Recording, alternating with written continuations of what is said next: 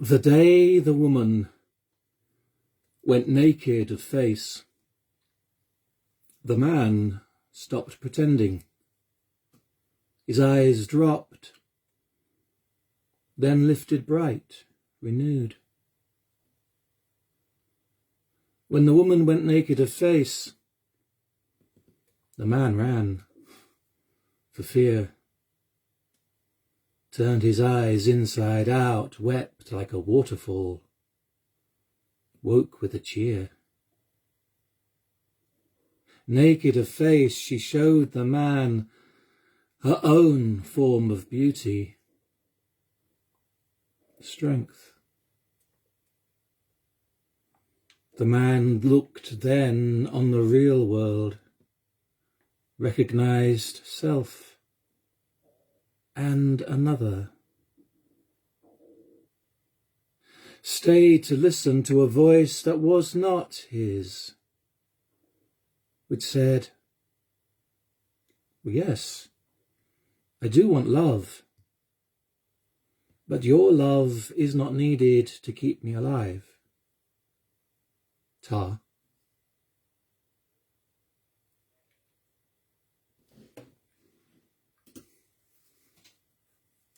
Hello. Sunday at 4 o'clock, and I'm doing a poetry show. It's number 32, I think. Can't remember now. Hope you're well, hope you're good. I have been doing this, reading poems every other day since January, since the new year, although it's been disrupted just recently because of occupations and stuff. So I needed one last week, and then I'm back today, and then I'll probably be a few more days sometime next week before I do another, but as often as we can. And I've chosen a number of poems to possibly read you. I don't know if I have time to read them all, or whether I might let some go and not read them another time, because I want them to be fitting in some way to current things.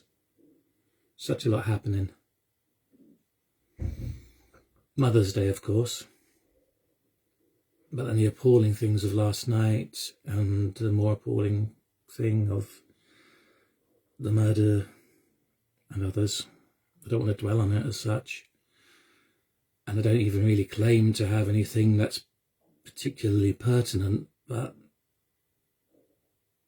I'd like at least try and look at, or to turn it around, the mirror, and say, men. What can I say about men? Since it is our job to make the changes. So, tentatively, just to say, some of these I've pulled up do speak of assault and sexual assault, and I may not read them. They may not be fitting or pertinent, but I've got them. I'll give you a fair warning anyway, if I am going to read them. Here's a short one, which I don't think is about women as such, but it's certainly my impression of how men relate to women, and they're not relating to women at all. I can't help feeling that sometimes the way men see women are not as themselves, but as something we've dressed them up as. And I think that's particularly true in art. So even here, when I'm feeling, am I writing about a woman? I don't really know if I am, or if I'm writing about myself. But this will give you a clue of what I mean. It's a short poem called Misrepresentation. When the first male artist drew his first woman, the first woman artist said, "Nice, it's you in a dress." So the first male artist drew his first female nude. "Nice," the first woman artist said. "It's you in a dress, not in a dress."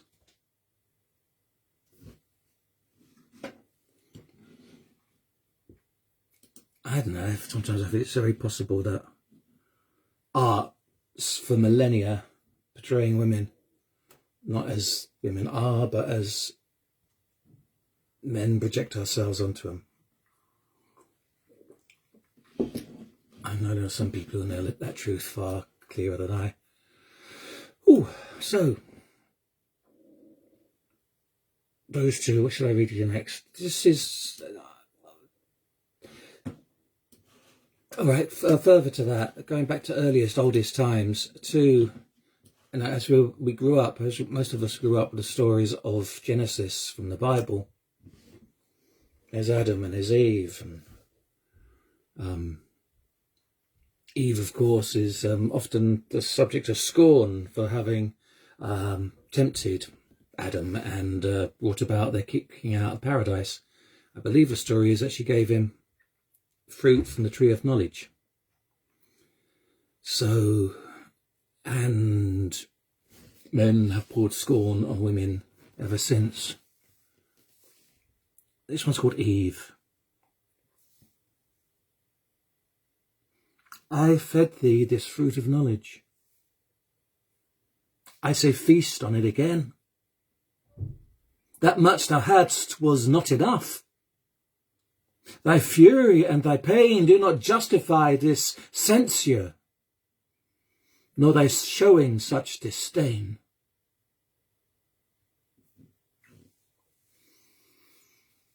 God, don't we see that at the moment when people speak their truth and others jump in and say, how dare you show me your truth? You must be lying. This must be falsehood.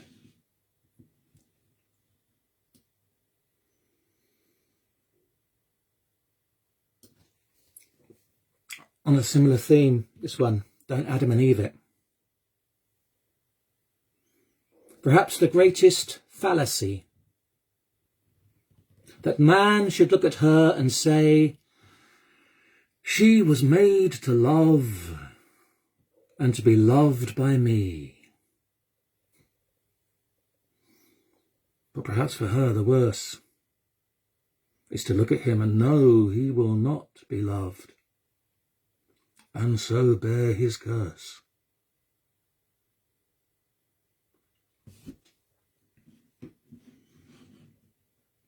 Don't Adam and Eve it. Right. A bit of humour of sorts, but also kind of true, very, very true. So a little bit explicit with his language. Poem I wrote some time ago, hearing complete erroneous thoughts being flung around. So I wrote this called Cock. The penis is not a muscle. It is a sack of skin, sometimes filled with blood, gripped by a ring. It is not a symbol of power, but of need, of needing a place to go and directing your wee.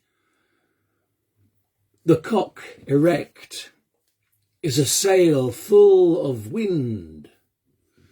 It is not a ship, masted or tall. It is a wave waiting to break, and that done, it is back to its weak, saggy non-existence, lying softly on a thigh, oozing vulnerability. Size? Ha! Size. Put a sock in it. Is anything as overrated as a long cock? The strength is in the arm. The threat is in the eye. The means to hurt is in the mind of he who decides he is owed a vengeance, turning then to cry, I had no choice, no control, it was my right. What a lie. It does not rule us. But what comes close is a need to be released from the constant buzz of longing and left uncared for. And I know it sounds like a child wailing at the door for its mum, but like I said, size has no relevance here. It's in the head. This thing between my legs, it's okay. It's not some one-eyed monster to lead me astray. It is no part of my muscle mass. It is not a measure of power. Try picking up a dumbbell with it next time you're in the shower. It is a soft and saggy thing, sometimes filled with blood, with a need to be near something, to be thought good, to be felt with intimacy and care. A soft and saggy thing stood high, naked, rampant in the air and gleaming like a polished stone, filled with esteem, filled with solid heart. This soft rigidity, teeming with life, is just part of the grasp that holds you, leads you to a final wild gasp.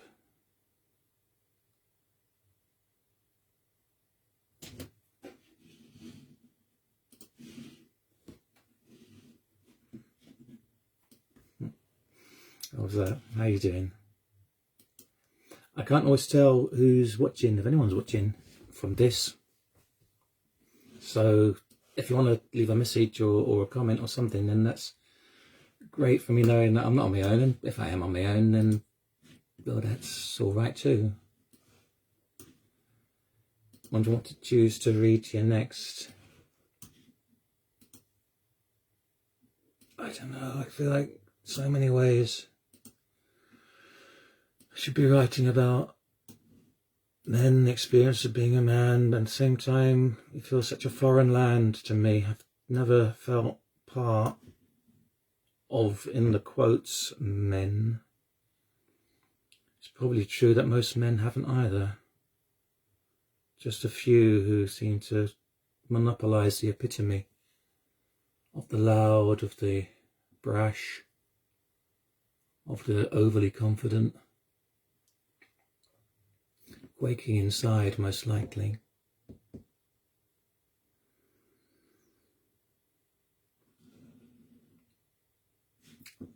Some more humour, I think, and on a similar theme to the last, in that there was apparently a superstition in medieval times around witchcraft and such, that a witch had the ability to steal away a man's penis. And that was part of the terror of it all. I don't know if I'd mind that so much. I don't know if I'd be quite as afraid of that. But anyway, it gave rise to this poem, which is called The Witch's Familiar.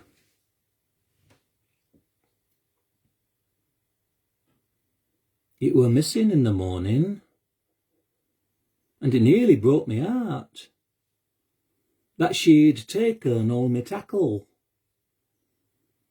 But then the dreams would start,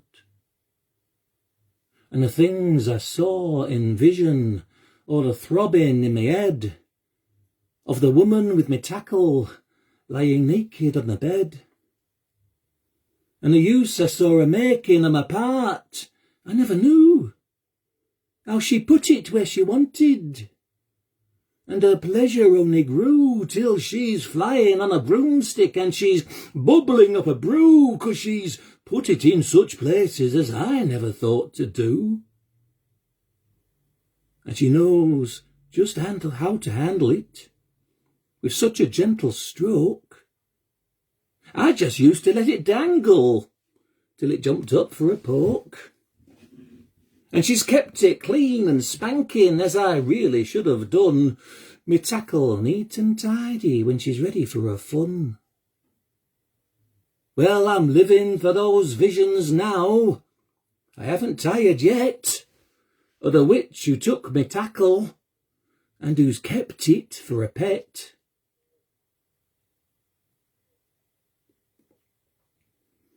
The witch is familiar. Okay.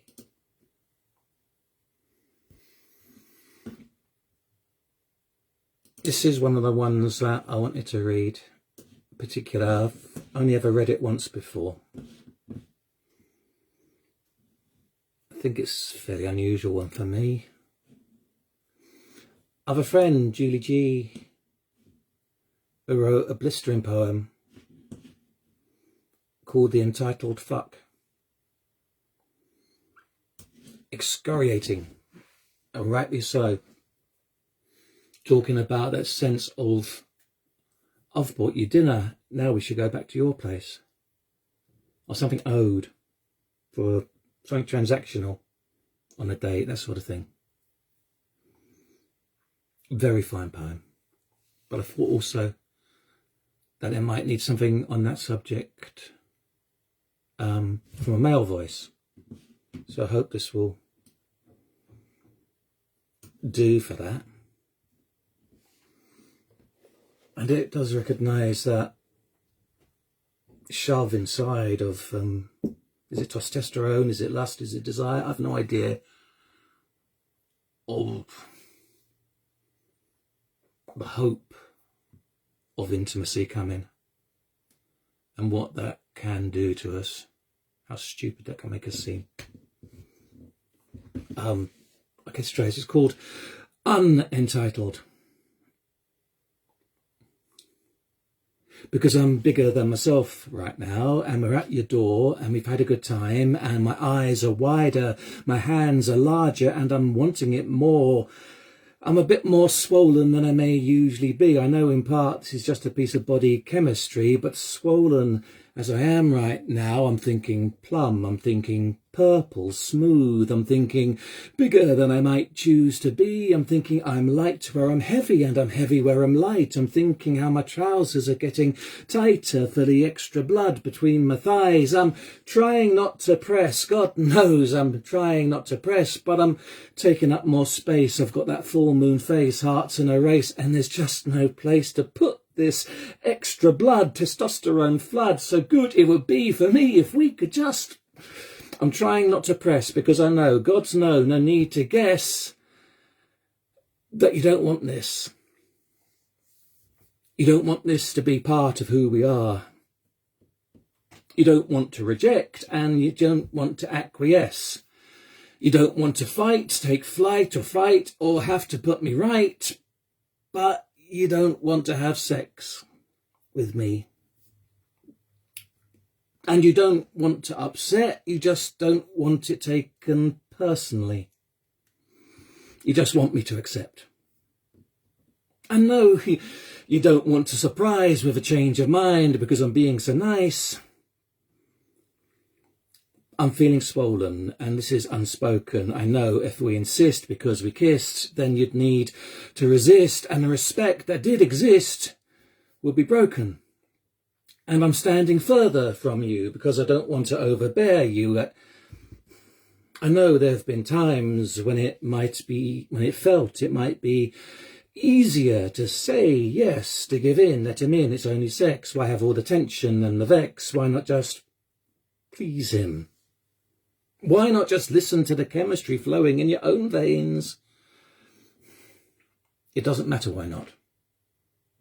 It matters what you want. To you, to me too. Now, I might turn, walk away, a little awkwardly, a little bottom heavy, that's okay. I know you like me, I know you have sympathy, and I know you're not gonna unexpectedly call me back with a change of tune. Okay, then if you like. I know I'm not gonna have a heart attack because my plum is now reverting to a prune. My flood of testosterone and me going home on our own. And when it's past and I'm left with my heart, a little lonely, a little sad, not being angry, that's just part of the ask of not being bad. just showing some love and respect to someone who should be able to expect it. I mean, swollen as I am right now, you are having this effect on me right now. I would like to show them how. I do not have to act on it. I do not have to insist on it. I do not have to take it out on you. Blood is still thick in my veins. I can rein it in. I do not have to think with my dick. I do not have to be a prick. I do not have to press, impress, or trick you. Men, take it in hand. I understand when the raw goes through, when the raw goes through and has nowhere to go. Fuck, it's hard. When you're bang out of luck. Just because you're bigger, just because you're stronger, just because you think you can't hold it in any longer doesn't make it wrong. And don't make a song or dance about it. If she wants you, she will let you know. Even then, don't think you have to go there if you're not in the mood. You have to want it too. But to go back, I was swollen, it was unspoken, and you said no, and that's cool.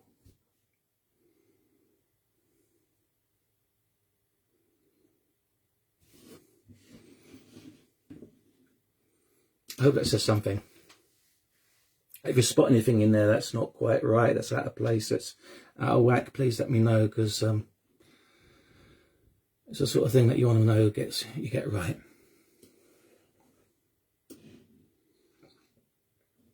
What to read to you now?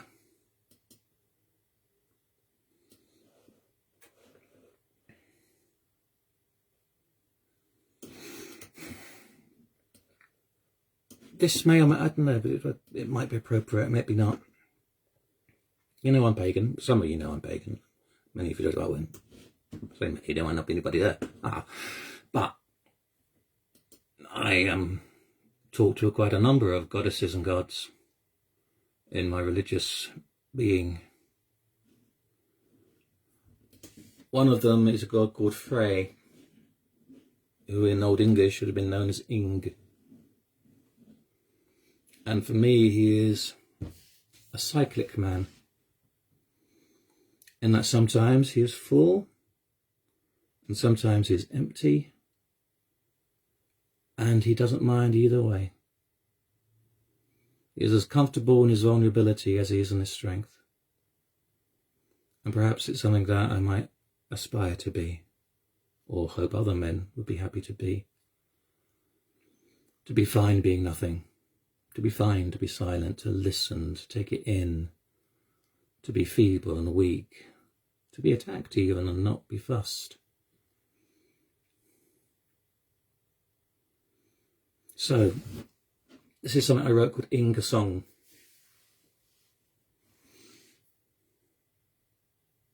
For this is what I be, and I know what I be. I can walk the wood naked, kin to the trees. I the glade, I the moss, I the mulch.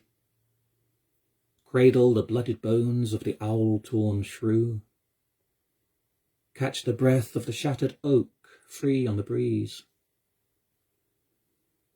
I walk the woods and the forests march with me. Within me run the rotting stags, we fight and bellow the does to entice, then let fall our horns. Our antlers scattered all around the mead. Growing I am the green unfurling, the fit and throbbing wood, the sap engorges. Roots dig deep into my mother, my lover weeps as she opens to me. Softly unyielding, tender strength holds the world in fierce embrace. A hold allowing the flower to open and spill her pollen to the fumbling bee. And in the fields the barley dances high, tall and alive. But as a son of my father with each tide, I must ebb. Then I am the winter field that will not grow and make a yield. I am scorched stubble, and the remnant of the last sheaf left rotting. I settle into the least of what I am, and I know what I am. Shrink till I cease into stillness next to death, but no more dead than life ever is. Releasing the struggle for more than I am, for more than I may be, and I know how much I may be. I can sit unscathed within the dark womb, return at times to the cauldron of blood, no longer fevered, no longer fury, waning into nothing beneath an eagle's claw, becoming nothing at all, not even slightly shamefaced. Slipping spent into sleep, a slim and faded shadow of what I can be, and I know what I can be.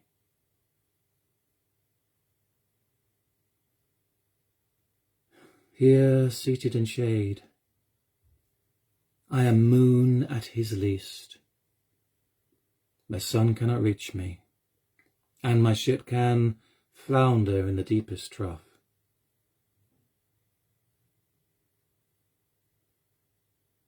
I am man in retreat, and man needs to retreat. Though my lover craves constancy, man ebbs and flows like the tide, like the moon, like Mani, my travel mate. Else the need to bleed, the blood pounding in unbroken round, drives us head to head, brow to brow, onto the pointed sword and spitted. Man needs to retreat, to yield, to give up, to touch the lowest point,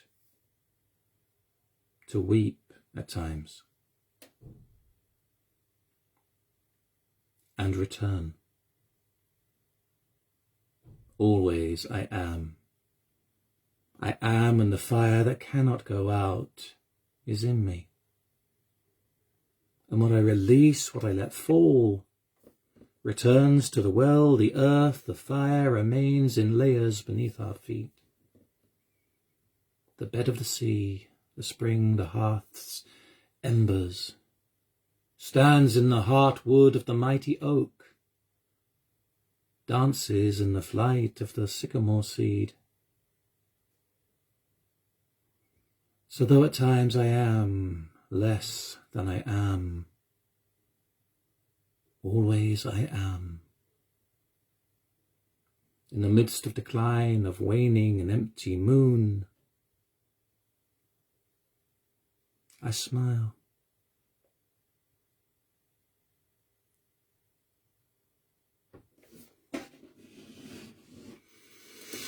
Ing song.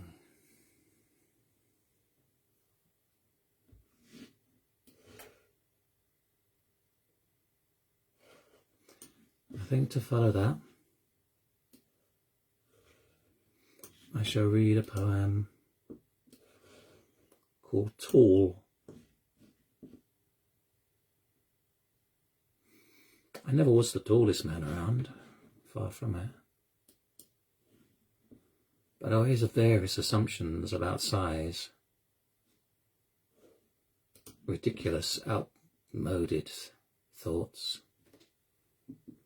Just one of the many things to be challenged and put aside. So something called Tall.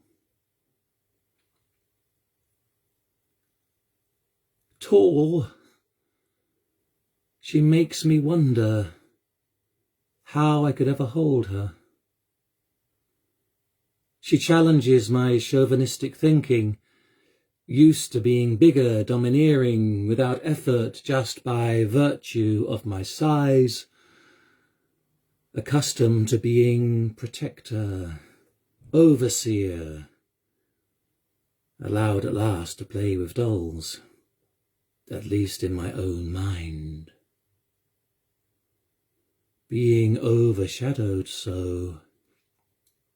Feel the gloating of the other men. Doesn't he look small? Can't protect her, certainly can't control her.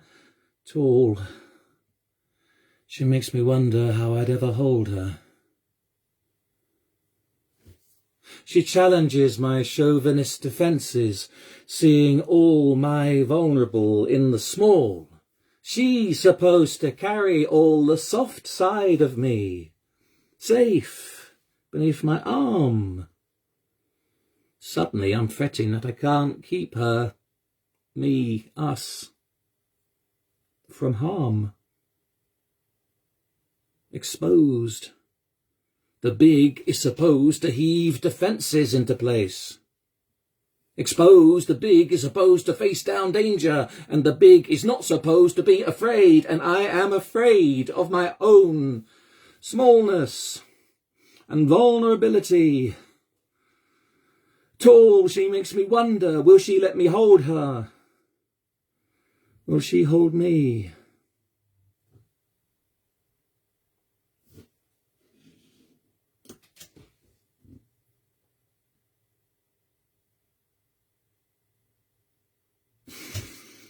The two that do touch on assault, I'm not going to do today.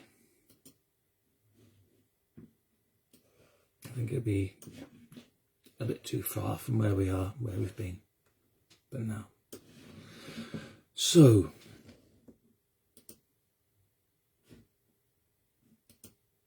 I'll do this one, and then one more, and then one more to finish after that. So 3 more.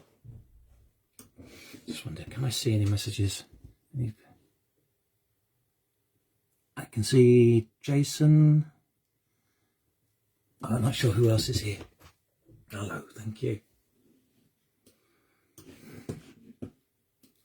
I talked a little bit earlier, mentioned earlier, those who do embody the epitome of men, whatever that is, this strange word that I could never felt I could even begin to want to live up to. Not that I'm insecure too much. I know I can fight if I need to. I know I can protect to a degree. I know I can be touched and protected and many other things. And certainly wouldn't, well, I don't know what to say. It's like that description of men just didn't include anything about emotion beyond anger, any vulnerability but disparagement.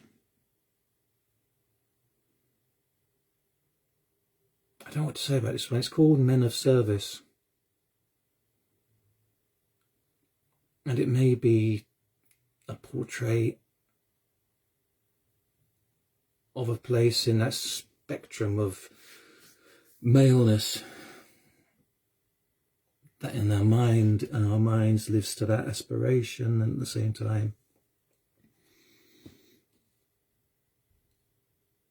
see what you want to make of it. It's called Men of Service. In amongst the men of service and self-denigration, high-vis being just part of, what can I do for you? With the sense of, on all fours, I feel useful, valuable, able to look self, mother in the eye, invisible on feet, hands to help the fallen stand again, the door to egress, strength lent. With our soft parts not full of our own blood. Now that all the others have learned to keep upright, proud, beautiful people coping with life and the tea party, we, who were not ever keen enough to kill, ouch. It's a horrible line, a horrible verse. I think I'm going to leave that for now. There's one not fitting. not fitting.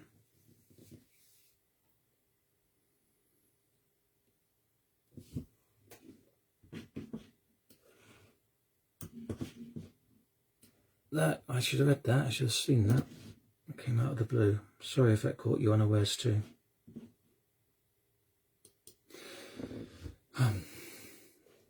Alright. 2 more to take us from this to the end. I think at least in part I was thinking as I grew up, and I recognised as I grew up that those men I was being supposed to emulate were less than half themselves. That huge amounts of them, their vulnerability, their feelings, their emotions, their fears were denied to them and hence denied by them. Tragically in many ways. Because that love they wanted to share came out as anger and resentment and hatred and many other things. And also all those qualities were being denied to women. Assertiveness, confidence, being in charge, having authority, being hijacked by this picture of manhood and denied because of pictures of womanhood, where we all are men and we all are women and we all are a blend of those things to our own choice, how much we want to do. So an attempt to talk of that sort of feeling, that thought, I wrote this one called Each of Us. Each of us Mars, each of us Venus, each of us empty, each of us full of so much to say, each of us able to listen, each of us wanting to go, each in need of a place to stay. Each in alliance with each in dispute, each in compliance, each of us sharply refuting all that has shaped us before, each of us hid in the attic, each of us throwing wide the door. Each of us woman, each of us man, or each of us neither. None of us able to stop what each of us can. Each of us stable, each of us thrown through a loop. Each of us caught between ice cream and lentil soup. Each of us reading, each of us read. All of us living and someday all of us dead. Some of us changing, some of us, all of us stuck. At least for a time, some of us here on this page, each of us happy, forgiving, each of us happy with rage. Each of us struggling with language, each of us struggling with sense, each of us strong, each of us one of a kind, and each of us kind, and each of us wrong, and each of us right, and each of us out of touch with the need to be in and in sight. Each of us Jupiter, each of us Saturn, each of us happy at times to be sat on and other times not. Each one attractive and also repulsed, each of us dealing with circumstance no one else shares, each of us fighting injustice when no one else dares. Each of us fitting through prison doors, each of us free, each of us able, I pray, to turn or unturn the key, each of us singing, each of us still, each of us able to love and able to will, each of us healing, each of us hurting, each one a mess, but somehow appealing. Each one together, each one a part of all that there is. Each in a place in the race with a face, occasionally ace and other times base, none of us keen to be wasted or basted or even disgraced. Each of us Mars, each of us Venus, each of us heavenly bodies hurtled in space.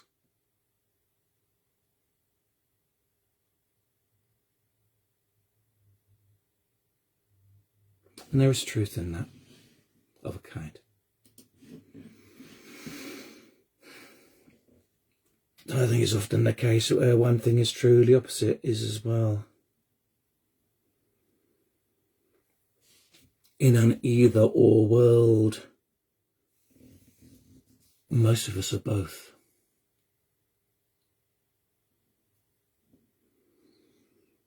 So, yeah, as I say, the opposite of that is also true. We are extremely similar, the same, of a similar cloth, a similar kind, but there's also, it seems, very specifics, uniques, ways in which we are not at all the same, ways that are largely shared by one and largely shared by another, and never able to be shared by all. Which kind of guess brings us to this last piece, and then I'm going to go. So I've been, as I said, reading every couple of days during this lockdown, with slight interruptions because of some work that I've had to come in. But I'll be back again sometime in the week with some more, if you fancy hearing. I'll put the set list of what I've read into the comments, and the video will be available to watch afterwards on the timeline. Thank you so much for listening and being with. It's Mother's Day, so it feels right to do something that speaks of motherhood. And I want to read a section from a poem I wrote 18 years ago called Mother's Song, which is written to celebrate mothers, all mothers. And being pagan again, and a fan of Old English verse, I wrote it in a form of alliterative verse that is usually associated with Beowulf and the warriors and fighting and things like that. But this is the closing section of Mother's Song.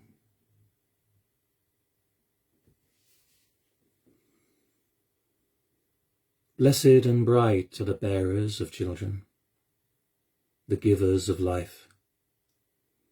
Great in the belly, the callow one turns, kicks into ribs, pounds on the gut like a pup of the thunderer, a weight to his mother, a worm under earth.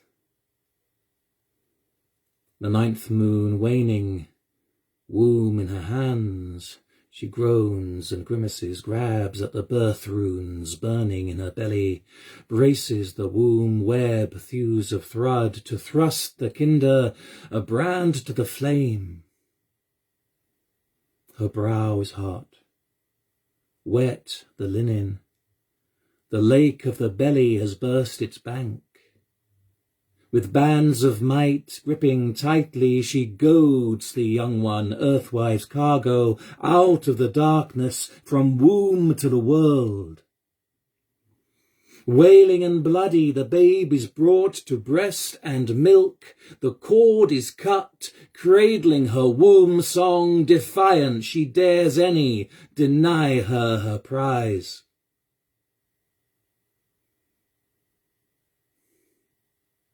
More blood is shed in the birthing hall than is spilt in spear play. Spared from the tumult, the mothers of men are marked for wounds bloody and grim, from grave-threatening strife. None can foresee the foe that awaits the woman in labour, life-bearing danger. As weird is woven a wight to bring forth or a deece to destroy. Deadly the peril that waxed unseen to seize on Hnossa, treasure of the Vanadis. Tight was her womb, her waters broke, the babe she held ready to fly, free from her body. Bold life-bearer, her blood was shed.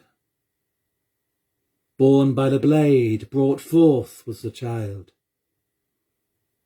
His mother sang, marked with a verse the bloody fray. bludgeoned the face of the slavering fiend that fettered her womb, threatening the birth of her boy-child.